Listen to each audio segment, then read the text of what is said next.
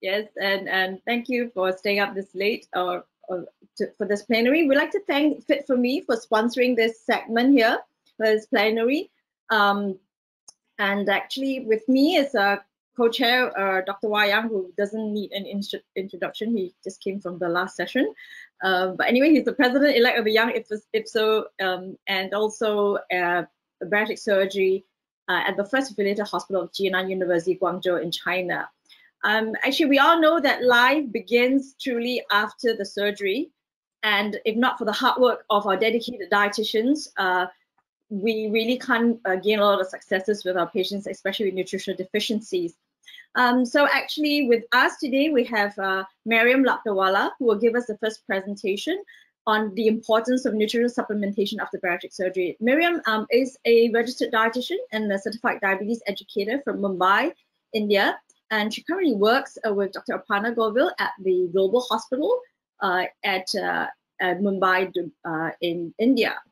So without further ado, I'll pass the time over to Mariam there.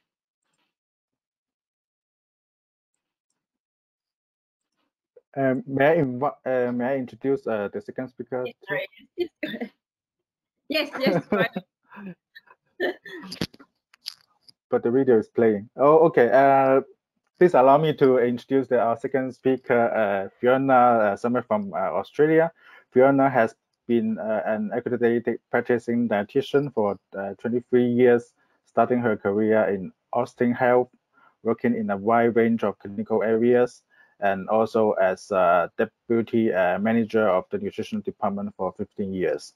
Fiona has worked in both public and private service, specializing in weight management, and has been part of the team at Darabin weight loss surgery in the last 16 years. And so Fiona is going to share the topic, is there ever too much vitamin? And I also have to thank again our sponsor, Fit4Me, again, for sponsoring this session. Yeah, so let's welcome our speakers.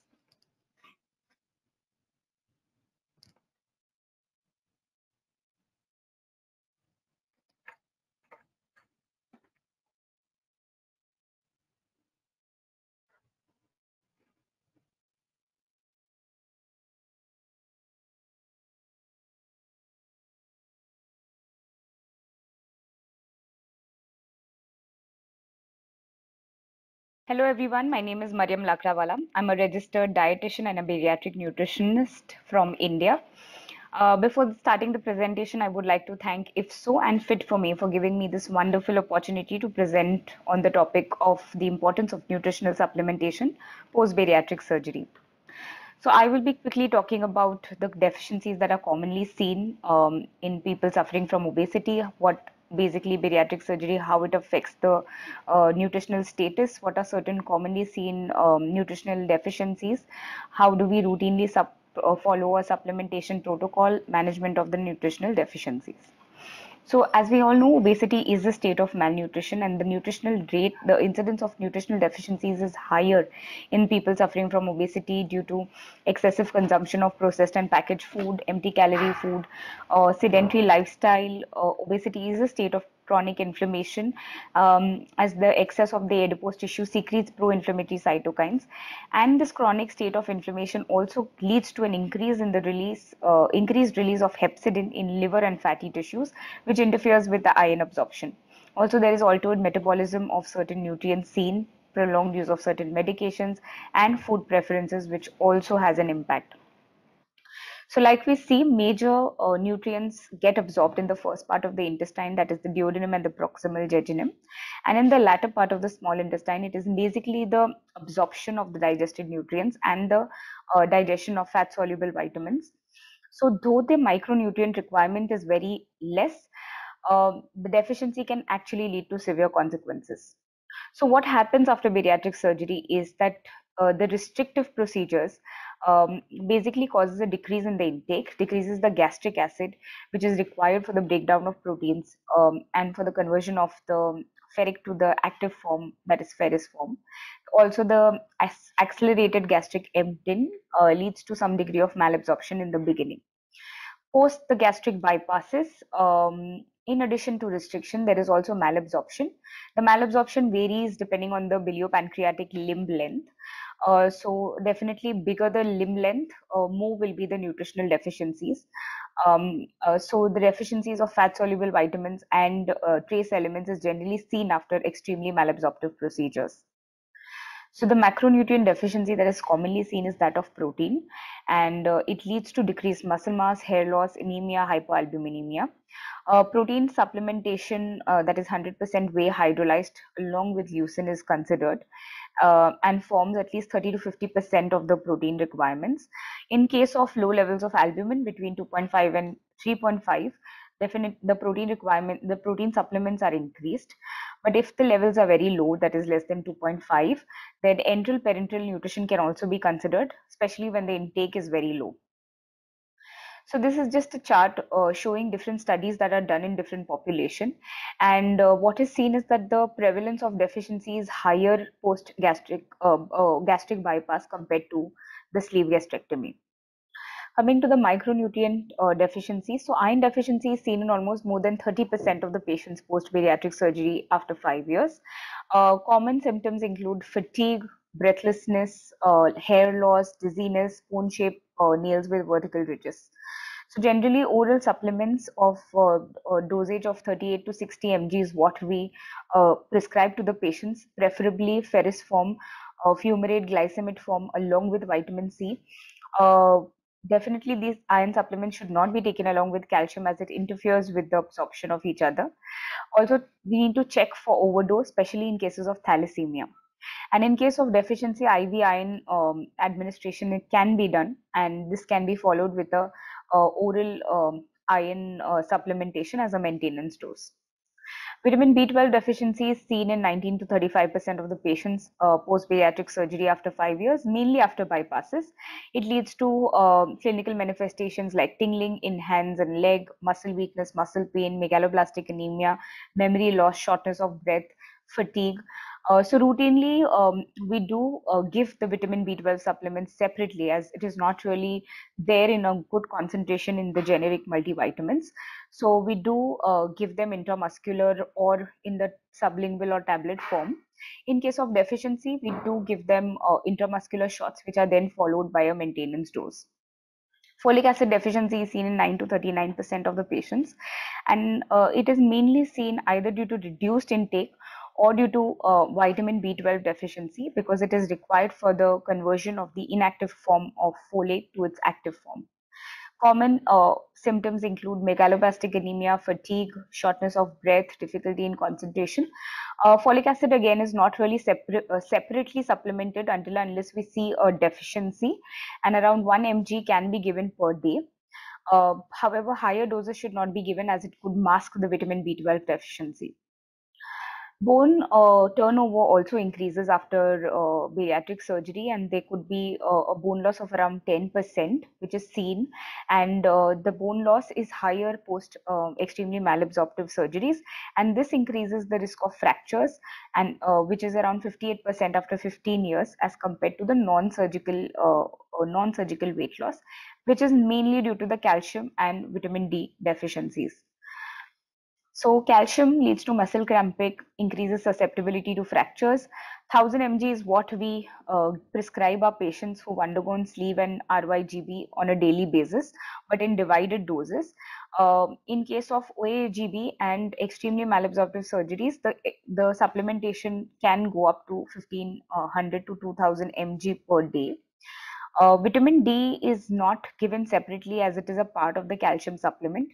But in case of deficiency, intramuscular injections can be given, and that can be followed with a maintenance dose. Vitamin B1 is also not given separately. The deficiency is generally seen in case of persistent vomiting or dehydration, but it is very important to give a prophylactic dose of vitamin B if you feel and if you suspect a deficiency, because the deficiency of B1 can actually lead to irreversible neurological damage. So giving an IV shot is a good option as it is not going to lead to any toxicity. Fat-soluble vitamins again are not really the deficiency of these nutrients is not really seen after restrictive surgeries or even after RYGB. But yes, if there is an extremely malabsorptive surgery, then the deficiencies could be seen. Generally, it is a part of the multivitamin, so it's not given separately until and unless there is deficiency that is being seen. Trace elements are also commonly the deficiency of these nutrients is seen post the extremely malabsorptive surgeries. Some of the clinical manifestations that can be captured are zinc could show taste changes, unexplained anemia, copper could show unexplained anemia, selenium could lead to deficiency, could lead to chronic diarrhea, metabolic bone disease, unexplained anemia, and magnesium could lead deficiency could lead to hypocalcemia. Now, zinc and copper, it is very important to manage a ratio when it comes to zinc and copper, because if the ratio is not managed, it could lead to deficiency of the other due to competitive absorption. So for every 8 to 15 mg of zinc, 1 mg of copper should be supplemented. So the protocol that is followed generally after surgery is that post the restrictive surgeries, generally for the first 6 months to 1 year, multivitamin, calcium and iron supplements should be given. In case of the malabsorptive surgeries or the gastric bypasses, supplementation of multivitamin, calcium and iron should be lifelong and can be decreased or increased depending on the lab investigations that are done at regular follow-ups. B12 and D is supplemented based on the investigations, and definitely the emphasis should be on the composition that is best absorbed. So here in India, we generally give the generic supplements more because of the affordability. So making sure that the composition is the one which gets absorbed and is the most suitable should be the main emphasis.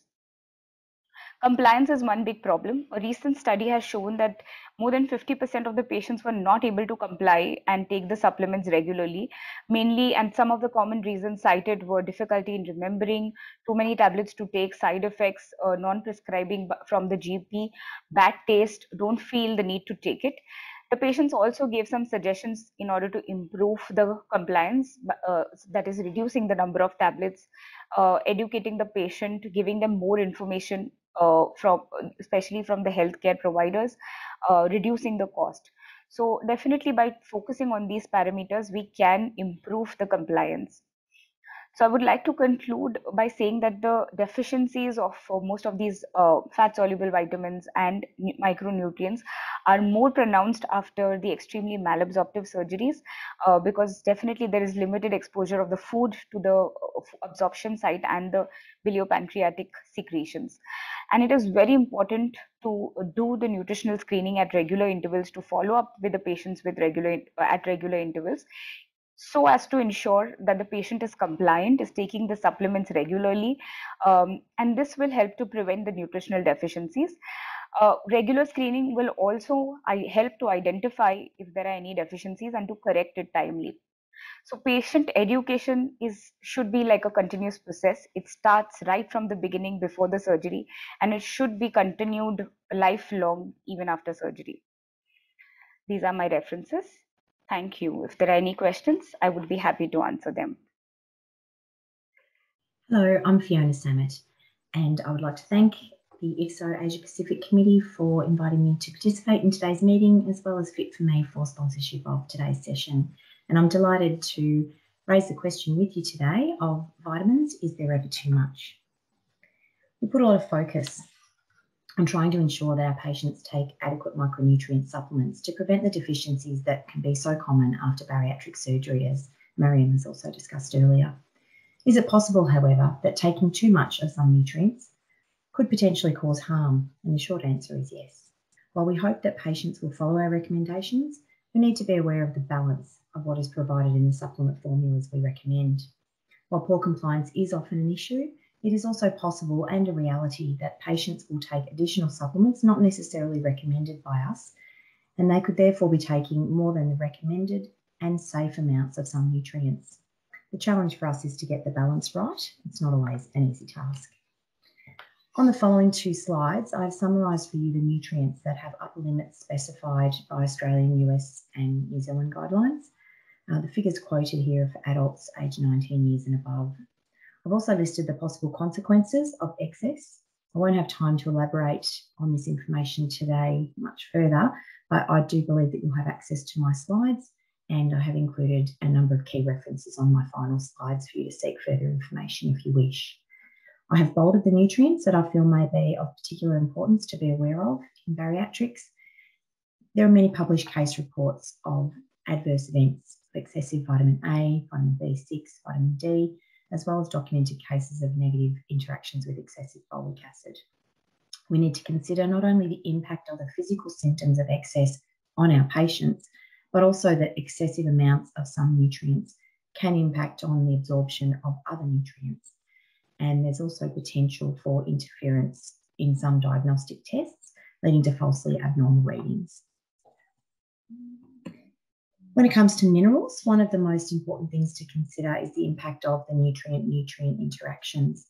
So here the balance provided in multivitamins or combinations of supplements, it's important to consider the mineral balance. Zinc and copper, for example, should be matched to the ratio listed in the table of 1 milligram of copper to every 8 to 15 milligrams of zinc. Doses of greater than 25 milligrams of elemental iron a day, which is commonly required in bariatrics, can inhibit zinc absorption. So adequacy of zinc in formulations needs to be considered. And calcium, as we know, can affect other mineral absorption such as zinc and iron.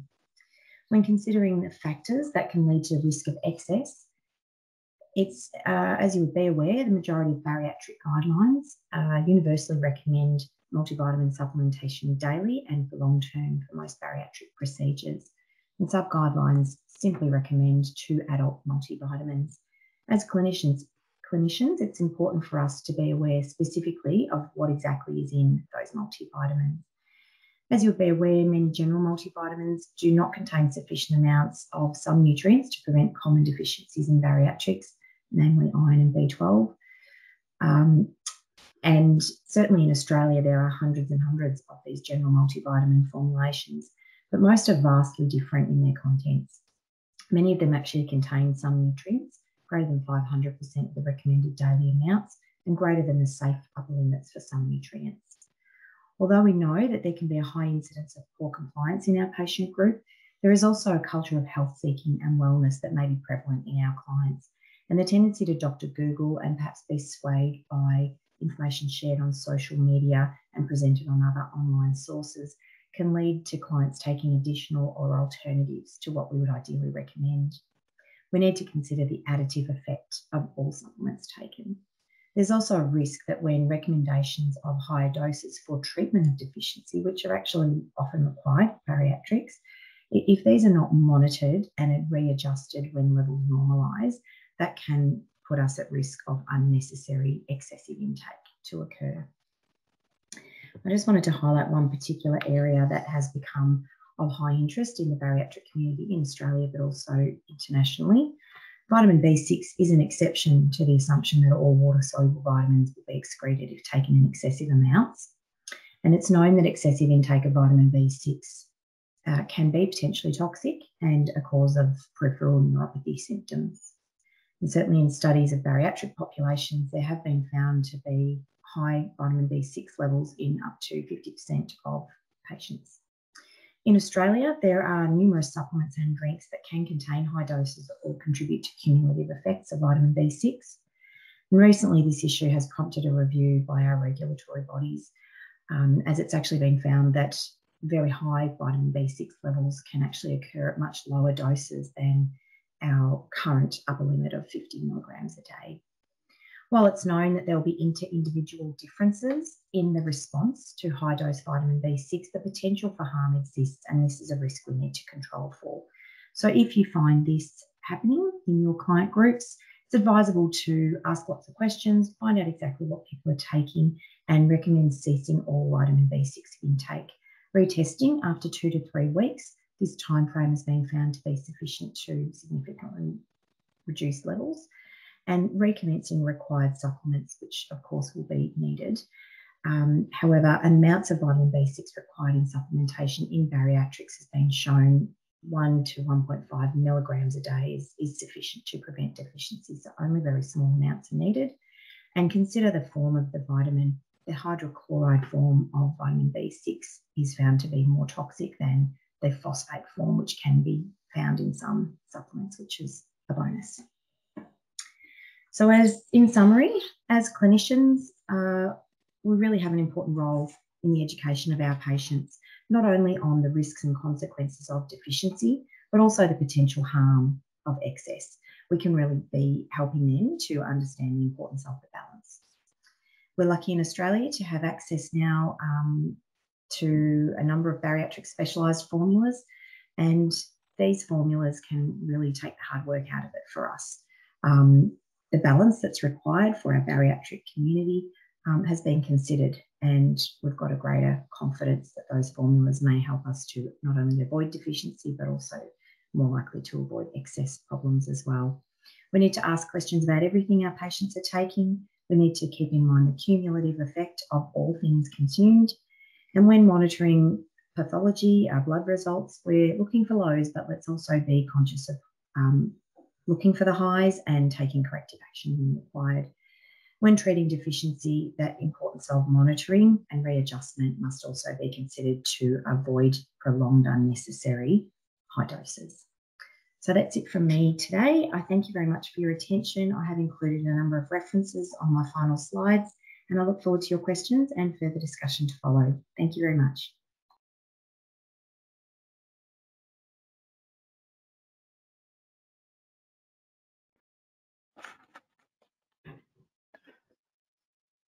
So thank you very much for our two speakers, Miriam and Fiona, and for very comprehensive information for us.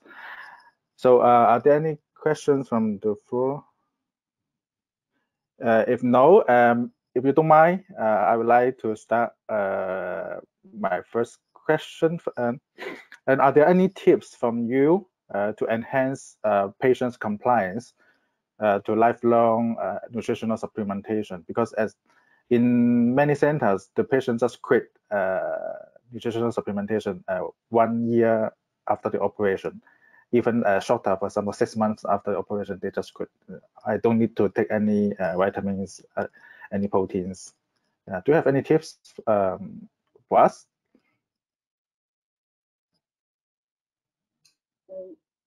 This is the same concern that we face in our practice as well, where patients don't really come up after a few years for a follow-up. So I think the tip would be to maybe maintain the data and to call them at regular intervals, maybe put it on the calendar to sort of have reminders. That is what we do at our end. We mark it on the calendar at regular intervals. And when we call them, we do a round of emailers for them, like reminder emailers, and then we call them to just get an idea if they are, what is their weight progress, weight loss progress, are they taking any supplements, and, if they're facing any difficulties. So that is one thing. It has to be a very close follow-up. So I think so. Question for follow up the question, Fiona. You mentioned that in Australia you have something that is kind of tailored for patients after bariatric surgery. I think you mentioned a fit for purpose. So do you think that has enhanced the compliance because there's supposedly fewer tablets then? Yes, we certainly have a lot of patients that will feel the need to opt for a general multivitamin because there is that assumption that it's going to be a cheaper option for them. But often patients will, over time, realise that without having the right levels of iron, B12, they're sort of constantly falling into iron deficiency and declining B12 levels. And often they're quite pleased to find that there's an option for them that can cover their bases a lot better and prevent the additive effect of all these separate supplements. Makes it just much simpler for the patients. And look, when we actually, I often will sit down with my clients and say to them, well, look, here's the general multivitamin plus all the other things that you might need to take to prevent the deficiencies. We compare that in the pricing to the cost of the bariatric supplement, and there's often very, very minor difference. And patients go for the more simple option. Really helps with compliance, definitely. That's good. I think also another question is, after, with COVID-19 and also in your countries, patients come from very far away. Have you found any methods like calling them or telehealth improving the touch points and the compliance in your practices for both speakers? Yeah, look, I think the telehealth has opened up a lot of new avenues for us, particularly for the patients that come from long distances. Also, the telehealth has been really helpful for helping people fit it into their lifestyle with work commitments and family commitments, etc. So I think that's been really good for patients coming to their appointments. I don't know that it's helped with multivitamin compliance, but we certainly also have used, I suppose, we've utilised more forms of providing people with videos and other sort of electronic information to help enhance their education for the nutritional information that we provide as well. Super. And Miriam, any thoughts from your side? So yes, because of COVID, we also have been doing a lot of video consultations, which has actually improved the number of follow-ups, because as Fiona said, that if we have any personal commitments, it's still little doable to come on a video consult, and that also helps us to sort of reinforce that you need to take your supplements, you need to exercise, you need to follow a good diet. So that reinforcement is it's a better thing that is done with the help of the teleconsult and video consult. Definitely helps. All right, that's good. Moa, any questions from you? Yeah, no, I'm good. And you still look fit even during the pandemic. We all gaining weight. we have to fit the image of healthy living with obesity. Okay, so with that, I'll close the session. Thank you, speakers. Thank you, Wah, and our Fit for Me sponsor. I think in closing, just with obesity management, it's been mentioned, we can bring our patient to the water. We can't make them drink. I think it's beyond tablets and beyond all this knowledge. I think a lot of patient factors. I think we need to research a lot more in Asia. What are the factors that make them not adhere to the exercise that we talked about earlier session and to all these supplements? I think it goes beyond just a very simple medical nagging and all that. So I hope we can hear more next year on more findings. Yeah.